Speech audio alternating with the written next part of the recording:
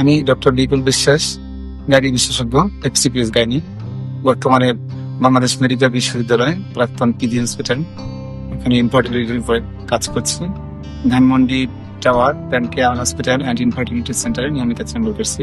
পুরুষ বন্ধ্যত্ব, কি কি বিষয়ে পুরুষ বন্ধ্যত্ব আমরা পাই? প্রধানত এক নম্বরে আমরা যেটা পাই হচ্ছে শুক্রাণুর অ্যাবসেন্স অফ স্পার্ম ইন সিমেন।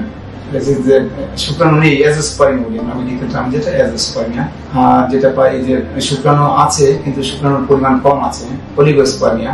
একটা নেক্সট যেটা পাই আমরা হচ্ছে অ্যাস্থেনোজোস্পার্মিয়া, মানে যেটা শুক্রাণু রয়েছে, পর্যাপ্ত শুক্রাণু, কিন্তু এটার মুভমেন্ট কম।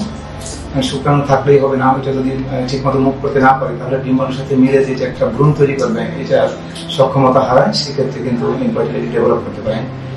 আর একটা খুব লেস কমন যেটা পাওয়া যায়, বলা হয় যে এটা টেরাটোজোস্পার্মিয়া, যে শুক্রাণু আছে কিন্তু শুক্রাণুর আকার আকৃতি বা এটা গঠনগত অথবা জেনেটিক ডিএনএ গত বিভিন্ন সমস্যার জন্য এই শুক্রাণু দিয়ে কোনো কাজ হয়।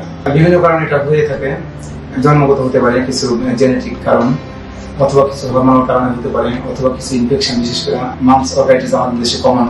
মাম্পসের পরে অন্ডকোষ খুলে যায় ছোটবেলায় যদি কারো, অথবা অনেক সময় কিছু অপারেশন যদি হয়, হার্নিয়া রিপেয়ার, অথবা এখানে অন্ডকোষের আশেপাশে কোনো হার্নিয়া হলে, হাইড্রোসিল হলে, এই সমস্ত অপারেশনের পরবর্তীতে অনেকে কিন্তু দেখা যায় শুক্রাণুর যে নারী যদি কোনো কারণে ক্ষতিগ্রস্ত হয় অথবা বাধা পড়ে, সেক্ষেত্রে কিন্তু শুক্রাণুর সমস্যা দেখা দিতে পারে।